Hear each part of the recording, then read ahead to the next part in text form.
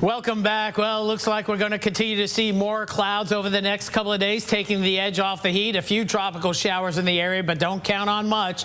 Meanwhile, the tropics are going to stay busy in the Gulf of Mexico, but not impacting Louisiana, and that's the best news of all. So let's get over to the Key Well, show you the upper level pattern as we have kind of two upper level lows, one toward the southwestern part of the Gulf of Mexico, Bay of Campeche, one over by the northeastern tip of the Yucatan. High pressure's pushed off to the east, so now we're getting a little return flow. Some of that tropical moisture working its way into the region, creating the environment for clouds and some showers, most of which have been offshore out into the Gulf of Mexico. But as we scan the regional Doppler radars, it's been a pretty wet day across extreme southeastern Louisiana, mainly marshy areas, but there's been some bona fide showers and a few rumbles of thunder, but no severe weather. And the heaviest rains mainly New Orleans east on east and southeastward through the lower river parishes and the coastal marshes down toward Dulac and then down farther south and east. Meanwhile, close to home, as we dial into Power Doppler 3, we're getting some porting here going on, but we are indicating shower activity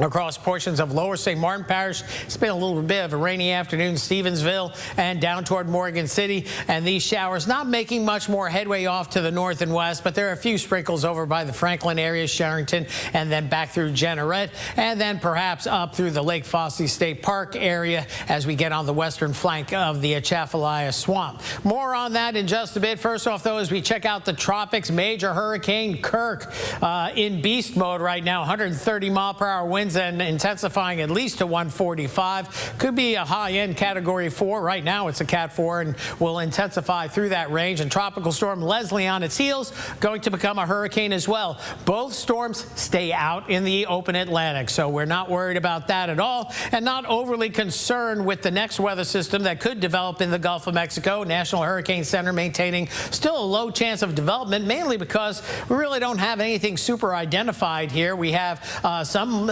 thunderstorms clustering down here toward the Bay of Campeche. You see that moisture poking into southeast Louisiana. There's that upper low here by Cancun. That is moving westward, and eventually we do think things will get their act together. The latest graph model kind of favoring maybe development and consolidation. That's going to be the key in the southwestern part of the Gulf of Mexico. Then it's going to move maybe to the northeast and then eventually to the east with upper level westerlies in our region. We'll talk more about that tonight at 10. Here's the latest GFS model run showing the consolidation of the low and then moving off to the east, and that moisture heading for Florida. Maybe a tropical storm here. Don't think it's a hurricane situation, but you can't count anything out in the Gulf of Mexico this time of year. But notice we're high and dry here locally. Meanwhile, the European model was kind of in the same camp that the earlier run of the GFS model was, pushing something toward Florida, and then the steering influences collapse. But anytime you get beyond the 7-day forecast, you're going to have wonky things going on.